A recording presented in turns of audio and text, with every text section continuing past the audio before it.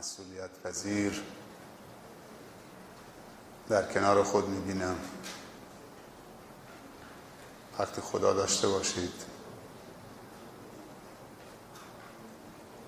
و برادرها و خواهرای خوب، مهربان، فهیم، مسئولیت پذیر، آگاه، روشن، مؤمن در کنارت باشه،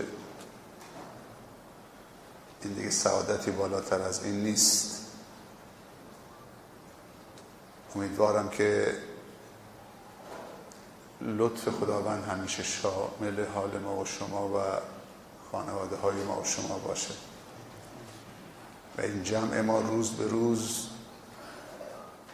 در دنیا در همه عرصه ها و میادین زندگی جمعتر بشه، هدفمندتر بشه و این جمع ما در آخرت در بهشت فردوس اونجا کامل بشه. این ماه کم کم داره به پایان میرسه. ما شاهد نفسهای اخیر این ماه هستیم. این دوست عزیز، خیر، مهربان، خیرخواه، دلسوز در قالب ماه مبارک رمضان که همش خیرخواهی و دلسوزی و مهربانی بود و هدایتگری بود، حس می کردیم که شبها و روزهای ماه مبارک رمضان با ما داره صحبت میکنه، دلسوزی میکنه.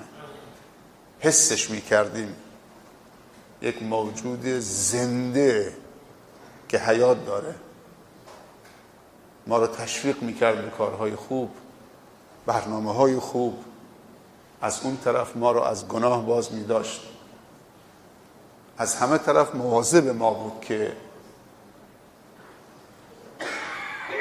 بندگان موفقی بشیم، از اون طرف اشتباه نکنیم. مثل یک کسی دنبال ما بود، یک معلم دلسوز و خیرخواه که همش از ما و شما و خانواده ما و شما و فرزندانمون مواظبت میکرد. بعد از